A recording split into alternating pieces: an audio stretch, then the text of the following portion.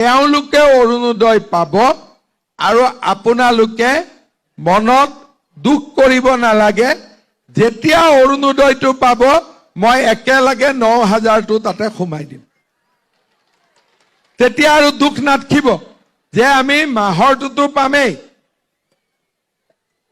লগত যিটো ৯,০০০ আমি নাপাম বুলি ভাবিছো সেই ৯,০০০টো নোপোৱা মহিলাসকলক আমি দি দিম। ভাল হ'ব নে বেয়া হ'ব?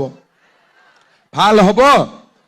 যোনে অৰুণোদয় পোৱা নাই অলপ মনটো বেয়া লাগি আছে, কোনে কোনে অৰুণোদয় পোৱা নাই হাত দাঙকচোন।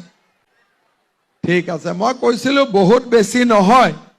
মই কি কৰিম, যদি আপুনি অৰুণোদয় আঁচনি ৯,০০০ টকা এতিয়ালৈকে লাভ কৰা নাই তেনেহ'লে আপোনালোকৰ কাৰণে কিন্তু আহিছে এটা ভাল খবৰ। তো মই কোৱা কথা নহয়, এইটো ডক্টৰ হিমন্ত বিশ্ব শৰ্মা ছাৰে কিন্তু নিজ মুখেৰে ঘোষণা কৰিছে যে ইলেকশ্যনৰ পাছত যিসকল মহিলাই এতিয়ালৈকে টকা লাভ কৰা নাই এইসকল মানুহে আপোনালোকে নতুন কৰি আপোনালোকে আবেদন কৰিব পাৰিব। যিসকল মানুহৰ নতুন যিখন লিষ্ট আহিছে ইতিমধ্যে এই লিষ্টখনত যদি নাম নাথাকে তেনেহ'লে আপোনালোকে লাভ কৰিব পাৰিব। আৰু যদি আপোনাৰ নাম আছে তেনেহ'লে আপোনালোকে ইলেকশ্যনৰ পাছত আপোনালোকে টকা লাভ কৰিবলৈ গৈ আছে।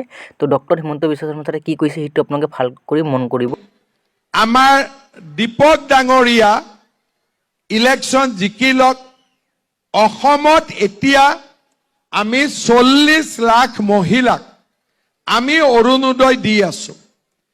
এইবাৰ আমি আৰু ১৫ লাখ মহিলাক আমি নতুনকৈ অৰুণোদয় দি দিম। তেতিয়া কি হ'ব, আমাৰ বৰপেটা সমষ্টিত মই নতুনকৈ ১০,০০০ মহিলাক আকৌ অৰুণোদয় দিম। কিমানক দিম?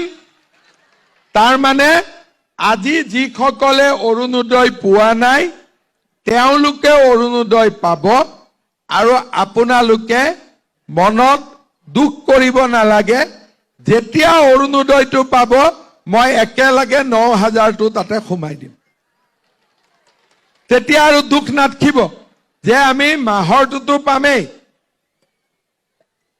লগত যিটো ৯,০০০ আমি নাপাম বুলি ভাবিছো সেই ৯,০০০টো নোপোৱা মহিলাসকলক আমি দি দিম। ভাল হ'ব নে বেয়া হ'ব? ভাল হ'ব। এতিয়াতো ২৫,০০০ও পাই গলো, ১০,০০০ও পাই গলো। ভোটটো ক'ত দিম আমি? মহিলাসকলক আগবঢ়াই লৈ যাব লাগিব। সেইকাৰণে অসমত আমি বিজেপিৰ চৰকাৰ কৰিবই লাগিব।